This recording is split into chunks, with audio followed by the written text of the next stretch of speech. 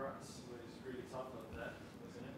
Yeah, it was. I was expecting a pretty tough match. I had a few tough battles with Simone, who's a good friend, and I think he played great and was unlucky at the end to lose. But I think we both played good. I was defending a lot because he was really aggressive, and yeah, I had a bit more luck in the end and played some good points, played some big points pretty good, so I was happy with that. I also served well, so I'm really satisfied with the win today and happy with the result.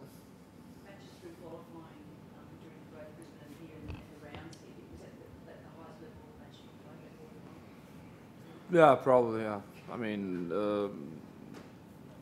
Simo played most aggressive from all the guys, and it was, yeah, it was pretty high level, I think, and mentally it was also tough. So conditions were perfect tonight, apart from, yeah, yesterday was pretty tough to play against Pablo Andujar. Even though I played 3 sets, I think it was much worse tennis than today. Today I felt good on the court, and it was pretty nice to play. So I enjoyed it tonight, and I'm happy that I won.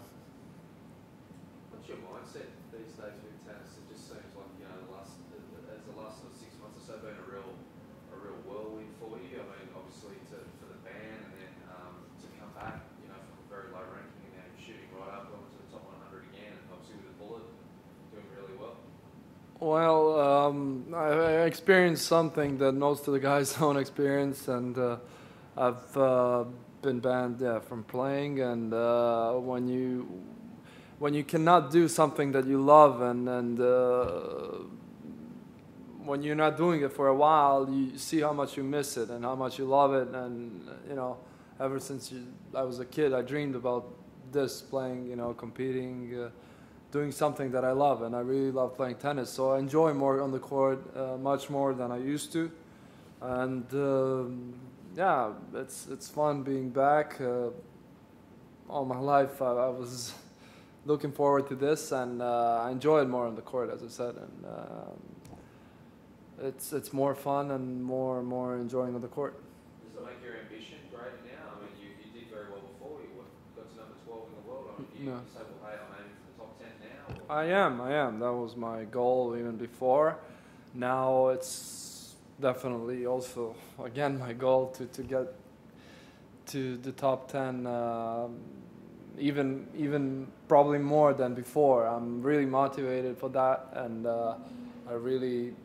I think I'm working harder than before, and yeah, Jack has been helping me a lot with that, and I think it's a lot mental. Mentally, I'm stronger in some moments, and yeah, I'm looking forward to the next period, and it's been tough coming back from the bottom, from 0, and I think I did it pretty well in a short time. I've been playing only like 3.5, 4 months actually, because November and December were dead and there was no tournaments, and I started only like end of July, so it was a tough period behind me, but I'm looking forward to the next period, and then where I can play in the main draws of the big events, and that's where I think I can make some good wins and good points. So you were sort of punished for something you didn't deliberately try for that rules, but you were punished for it. Did you ever think about, you know what, I'm just going to walk away because you were treated unjustly? Did you ever think like, you know what? Well, you know, in life anything could happen to anyone. I mean, this thing that happened to me, I felt it was unfair, and I know me and my coach, we both knew, I mean, what really went on in that room, and I didn't do anything wrong. I just followed the doctor's instructions, and that was my mistake, and I learned something. It was a life lesson, definitely, and in the start was probably very, very hard. Mentally, I was very down. I didn't play for some time at all. For sure, I was, you know, it was tough to focus on anything. I mean, I needed some time off from everything, and yeah, it was fun in the start, I did some things that I couldn't do before. So I just relaxed and enjoyed the time off, and after that I started missing it, and I started thinking about tennis and how much I like it and how much I want to get back, and that's what pushed me to get back even stronger. So that's the whole thing.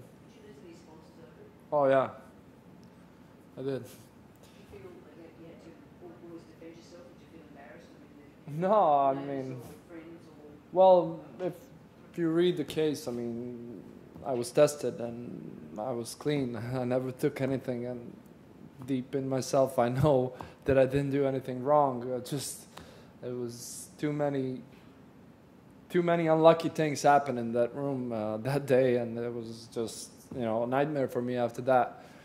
And yeah, ITF, such organization, they cannot have a mistake in their whole system, and they blame it. It was my mistake, and that was the deal. I mean, they went clean, and I was the one that didn't obey the rules. So yeah, I mean, that's behind me actually.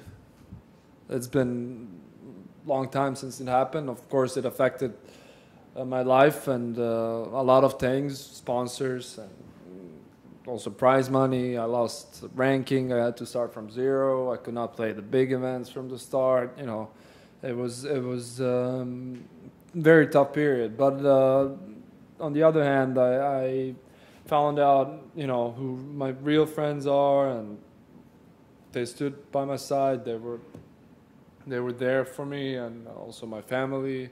And they're the ones that believe me, and they're the ones, you know, that understood the whole situation, and that's the most important thing to me, you know.